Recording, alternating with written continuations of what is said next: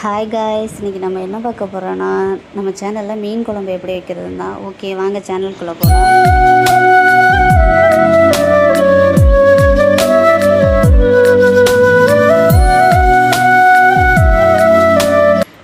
இப்போ ஒரு mixie jar எடுத்துக்கலாம். இப்போ ஒரு 20 சின்ன வெங்காயம் இருக்கும். இதில் நான் தோல் உரித்து எடுத்து வச்சுருக்கேன். இதில் 2 ஸ்பூன் மிளகு, 1 ஸ்பூன் ஜீரகம், இதை தனியாக அரைச்சி எடுத்து வச்சுக்கோங்க.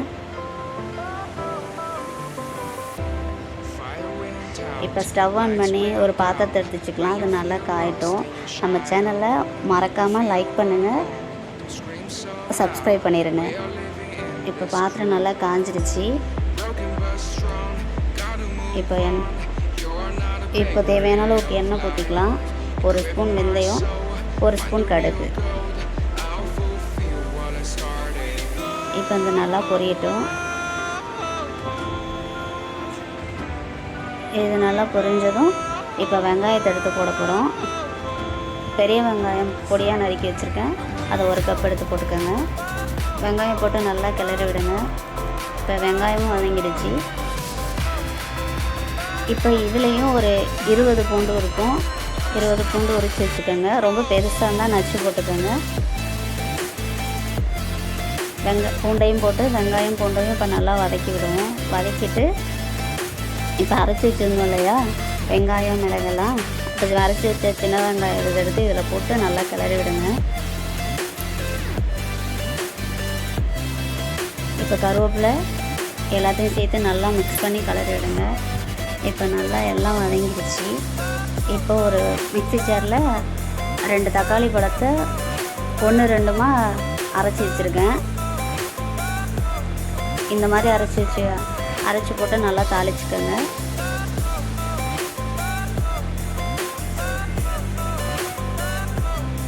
இப்போ பாருங்கள், எண்ணெய் பிரிஞ்சு வந்துருச்சு. நல்லா வெங்காயம் தக்காளி எல்லாம் வதங்கிடுச்சு. இப்போ மசாலா தான் போட போகிறோம்.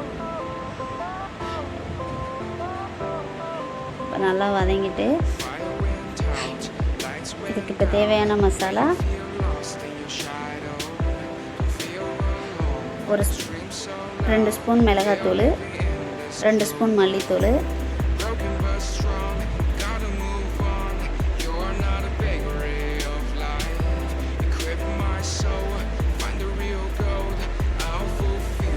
ஒரு ஸ்பூன் மஞ்சத்தூள், வீட்டில் அரைச்சி வச்ச 1 ஸ்பூன் குழம்பு மிளகாத்தூள்.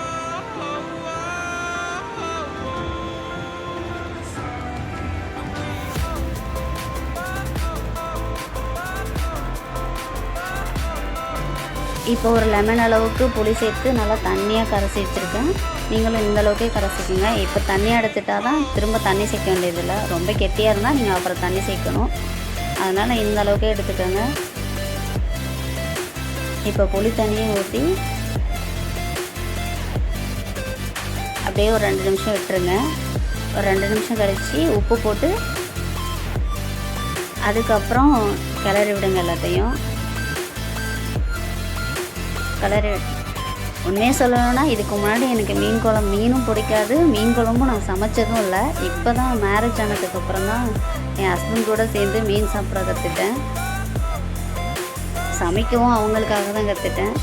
அதுக்கப்புறம் இப்போ நல்லா கிளறி விடுங்க. இந்தளவுக்கு தண்ணியாக இருக்கணும்.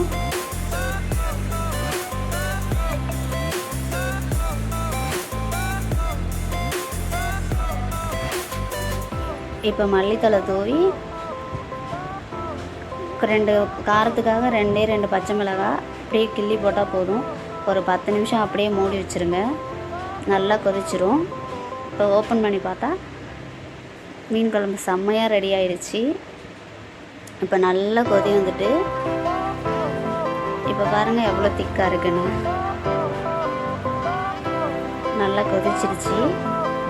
நல்லா கிளறி விட்டுட்டே இருங்க. இப்போ கிளறி விட்டதும் இப்போ சிம்மில் வச்சுட்டு இப்போ நான் மீன் நல்லா கழுவி சுத்தம் பண்ணி எடுத்து வச்சுருக்கேன்.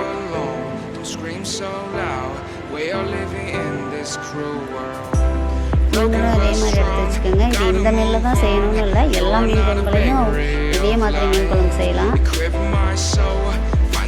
மேக்ஸிமம் லோ ஃப்ளேம்லேயும் வைக்காமல் ஹையிலையும் வைக்காமல் இப்படியே லைட்டாக வச்சு கிண்டி விடுங்க. லைட்டாக ரொம்ப நேரம்லாம் கொதிக்க விடக்கூடாது. ஒரு 2 நிமிஷம் கொதிச்சா போதும், இல்லைனா மீன் உடஞ்சிரும். கரெக்டாக 2 நிமிஷம் இல்லை 3 நிமிஷம் மூடி வச்சு ஓப்பன் பண்ணிங்கன்னா மீன் குழம்பு ரெடி ஆயிரும். இங்கே பாருங்கள், மீன் குழம்பு பார்க்கவே எவ்வளோ கலர்ஃபுல்லாக, இப்போவே சாப்பிடணுங்கிற அளவுக்கு செம்மையாக ரெடி ஆகிடுச்சு மீன் குழம்பு.